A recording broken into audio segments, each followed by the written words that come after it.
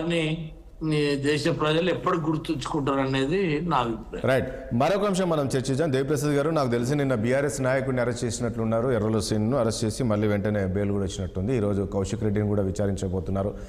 నిన్న మాట్లాడుతూ అంటారు, ప్రశ్నిస్తే అరెస్ట్ చేస్తారా అని చెప్పేసి నిన్న ఎర్రలో సీన్ మాట్లాడినట్టు తెలుస్తుంది బీఆర్ఎస్ నేతలంతా కూడా. అంటే ఇప్పుడు ప్రభుత్వాన్ని మీరు ప్రశ్నిస్తే అరెస్ట్ చేస్తున్నారా, లేకుంటే ప్రభుత్వ అధికారుల విధులకు ఏదైనా ఆటంకం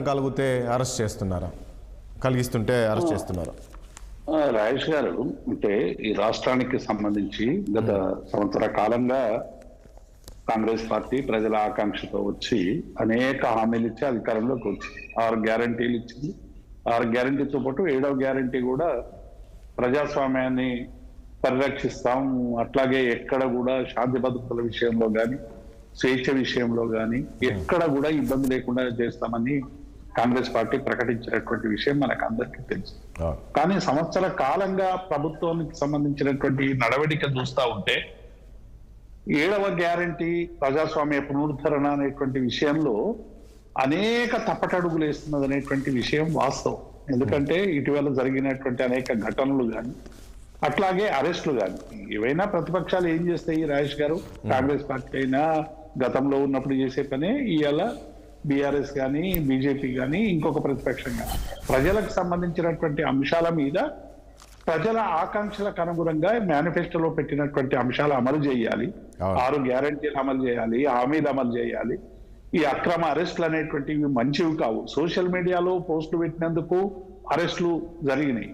అట్లాగే ఏదైనా కార్యక్రమం తీసుకుంటే దిగ్బంధనం చేస్తా ఉన్నారు. అట్లాగే నోటీసులు ఇచ్చి వదిలివేసేటువంటి కేసులకు నిన్న ఎర్రోల శ్రీనివాస్ కు సంబంధించి కూడా ఆయన నిజంగానే ఎక్కడైనా అధికారులకు ప్రతిపక్ష పార్టీలుగా ఉన్నప్పుడు ఒక్కొక్కసారి అసహనంగా కావచ్చు, లేకుంటే ప్రజలకు సంబంధించినటువంటి ధర్మాగ్రహాన్ని ప్రకటించేటువంటి నేపథ్యంలో ఒక్కొక్కసారి కొంత లిమిటేషన్స్ దాటి కూడా నాయకులు వ్యవహరించేటువంటి పరిస్థితి వస్తుంది. అక్కడ ఉండే పరిస్థితుల చాలా తీవ్రంగా కలిసివేసేటువంటి ఘటనల పట్ల చేస్తాం. అటువంటి అప్పుడు నోటీసులు ఇచ్చొచ్చు, విచారణ చేయొచ్చు, కోర్టులకు ప్రొడ్యూస్ చేయొచ్చు. కానీ ఒక ఉగ్రవాదుల్లాగా లేకుంటే ఏదో పెద్ద దేశానికి ఏదో నష్టం చేసేటువంటి వ్యక్తుల్లాగా ఉదయమే 4:30-5 గంటలకు వచ్చి డోలు కొట్టి వాళ్ళని తీసుకుపోయేటువంటి ప్రయత్నం చేయడం అనేటువంటిది ఎందుకు సూచిస్తుంది అనేటువంటి విషయాన్ని కూడా ఇలా ప్రభుత్వం అర్థం చేసుకోవాలని మేము రిక్వెస్ట్ చేస్తా ఉన్నాం, డిమాండ్ చేస్తా ఉన్నాం. అంటే గారు ఆ రోజు చూసాం మనము, అంటే పోలీస్ స్టేషన్లో ఆ రోజు కంప్లైంట్ ఇవ్వడానికి కౌశిక్ రెడ్డి వెళ్ళారు. సరే, నా ఫోన్ ట్యాపింగ్ చేస్తున్నాడు, దీని మీద కంప్లైంట్ చేసుకోవాలని చెప్పి అతను సీఏ ఆ టైంలో బయటికి వెళ్తున్న సమయంలో అక్కడ దాదాపు 20-30 మంది ఆందోళన అవన్నీ చూసాం కదా. అది కొంచెం ఇబ్బందికరమైన పరిస్థితులు కాదు. నేను రాజేష్ గారు నేనేమంటున్నా, కౌశిక్ రెడ్డి గారు చెప్పే స్టేట్మెంట్ ఏంటంటే ఫోన్ చేసి అపాయింట్మెంట్ తీసుకొని సిఐ గారి దగ్గరికి పోయిన ఒక ఎమ్మెల్యేగా సిఐ గారి దగ్గరికి పోయినా, ఎస్ఐ గారి దగ్గరికి పోయినా సహజంగానే ఎమ్మెల్యేలకు ఉండేటువంటి ప్రోటోకాల్ కావచ్చు, మిగతా అంశాల పట్ల కావచ్చు, లేకుంటే ఎవరు సాధారణ పౌరులు పోయినా అపాయింట్మెంట్ తీసుకున్నాక అప్లికేషన్ తీసుకోవడానికి ఇబ్బంది ఏముంటది రాజేష్ గారు? ఆయన అప్లికేషన్ తీసుకొని వీళ్ళు పంపిస్తే డిస్పోజ్ అయ్యేటువంటి విషయం. వీళ్ళు అప్లికేషన్ ఇవ్వడానికి పోతా ఉంటే, ఆయన కారు తీసుకొని పోతా ఉంటే వీళ్ళు అడ్డుపడి మా అప్లికేషన్ తీసుకోండి, అపాయింట్మెంట్ తీసుకొని వచ్చినాం, మీతో 2 నిమిషాలు మాట్లాడిపోతామంటే కొంత రూడ్గా వ్యవహరించినటువంటి సందర్భంలో అక్కడ మాటకు మాట పెరిగి ఉండవచ్చు. కాబట్టి ఇటువంటి ఘటనలో మనం ఏం చేయాలంటే పోలీస్ స్టేషన్లకు వచ్చినటువంటి ప్రజాప్రతినిధులు కానీ లేకుంటే సాధారణ పౌరుల పట్ల ఎట్లా వ్యవహరించాలనేటువంటి అంశం మీద మీరు ఈ విషయం మీద చర్చకు వచ్చినప్పుడు గతంలో జరగలేదా, గతంలో కూడా ఇటువంటి జరిగినటువంటి చర్చ కూడా వస్తుంది డెఫినెట్. నేను ఏమంటున్నా, అప్పుడు జరిగినా ఇప్పుడు జరిగినా రేపు జరగబోయినా పోలీసు ధర్నా చేసుకునే స్వేచ్ఛ కూడా ఇవ్వలే కదా గత ప్రభుత్వం అంటున్నారు. కనీసము నిరసన తెలుపుకునే వెసులుబాటు కూడా ఇవ్వలేదు గత ప్రభుత్వము, కనీసం ఆ స్వేచ్ఛ కూడా ఇవ్వలేదు కదా గతంలో. ఇప్పుడు అట్లా ఉండదు రాజేష్ గారు. నిరసన తెలపకుండా ఎట్లుంటారు? ఎన్ని నిరసనలు జరగలేదు, ఎన్ని ధర్నాలు జరగలేదు, ఎన్ని పాదయాత్రలు జరగలేదు, ఎన్ని మీటింగులు జరగలేదు, జరుగుతుంటాయి. ప్రభుత్వాలు అప్పుడప్పుడు ఇప్పుడు పోలీస్ పర్మిషన్ ఇవ్వలేదు అనుకోండి, ఇవ్వకుంటే కోర్టుకు పోతారు, తెచ్చుకుంటారు. ఇప్పుడు కూడా దానికి సంబంధించినటువంటి అంశం కాదు ఇది. ప్రతి దానికి ఒక కేసు పెట్టేటువంటి ప్రయత్నం.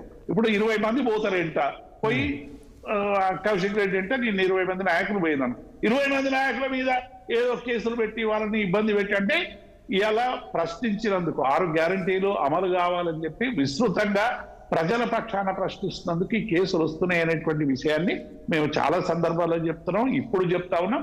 ఇప్పటికైనా ప్రభుత్వం సరే ఈ అరెస్టులు ఇవన్నీ మామూలైనటువంటి అంశాలు, వీటిని ఒక రాజకీయ పార్టీగా ఫేస్ చేస్తాం డెఫినెట్ గా. ఈ అరెస్టులు కాదండి దేవిప్రసాద్ గారు, ఇప్పుడు ఈ అరెస్టులు ఇవన్నీ చూస్తుంటే బీఆర్ఎస్ పార్టీ నేతలను భయపడే ప్రసక్తి భయపడుతున్నారా ఏంటి? ఎందుకంటే రేపు ఏమన్నా ప్రశ్నిస్తే మమ్మల్ని అరెస్ట్ చేస్తారా అని చెప్పేసి కాస్త భయపడుతున్నారనేది తెలుస్తుంది. నెక్స్ట్ ఇప్పుడు ఈరోజు కౌశిక్, రేపు కేటీఆర్ కూడా ఉన్నాడు వరుసలో, కేటీఆర్ని కూడా అరెస్ట్ చేయబోతున్నారనే ప్రచారం కూడా జరుగుతుంది కదా. ఇప్పుడు ఒక రాజకీయ పార్టీ భయపడు ప్రజల సమస్యలకు వెనక్కిపోతే దానికి మనుగడ ఉండదు. రాజేష్ గారు, ప్రజా సమస్యలు పరిష్కారం పట్ల ప్రతిపక్షం ప్రశ్నిస్తుంటే డెఫినెట్ గా అనేక సందర్భాల్లో ఇటువంటి ఎదుర్కోవాల్సినటువంటి అవసరం వస్తుంది. ఒక్కొక్కసారి చట్ట పరిధిలో ఉండేటువంటి అంశాలను ఎదుర్కోవస్తుంది, ఒక్కొక్కసారి ధర్మాగ్రహం చట్టాలు అతిక్రమిస్తే ఎదుర్కోవాల్సిన పరిస్థితి వస్తుంది. ఇట్లా దేశంలో ఇది కొత్త కాదు కదా రాజేష్ గారు. తెలంగాణలో ఇప్పుడు ఒక పార్టీ అధికారంలో ఉన్నప్పుడు ఇంకొక పార్టీ డెఫినెట్ గా ప్రభుత్వంలో ఉన్నటువంటి లోపాలని ఎత్తి చూపి ఆ సమస్యల పరిష్కారం కోసం వివిధ పాత్రలు పోషించాల్సినటువంటి పరిస్థితి వస్తుంది. డెమోక్రసీ అదే. ఈ డెమోక్రసీలో డెఫినెట్ గా ప్రతిపక్షం పాలకపక్షం అనేటువంటివి రెండు కూడా, పాలకపక్షం ప్రజల పక్షం కూడా చేసినా మీరు చేస్తానటువంటి విషయాలు చేయలేదు, ప్రజా వ్యతిరేకంగా ఉన్నప్పుడు ప్రజల కోసం ఏం చేయలేదు అనేటువంటి విషయాన్ని 270 మంది పార్లమెంట్ సభ్యులే పార్లమెంట్ లో అదానీ అంబానీకి విషయంలో రోడ్డు మీద ర్యాలీ చేయాల్సినటువంటి అవసరం వచ్చింది. మొన్న అంబేద్కర్ విషయంలో పార్లమెంట్ లో అమిత్ షా గారు మాట్లాడినటువంటి విషయాల మీద పార్లమెంట్ ఎదుటనే పార్లమెంట్ సభ్యులే ధర్నాలు నిరసనలు చేయాల్సినటువంటి దుస్థితి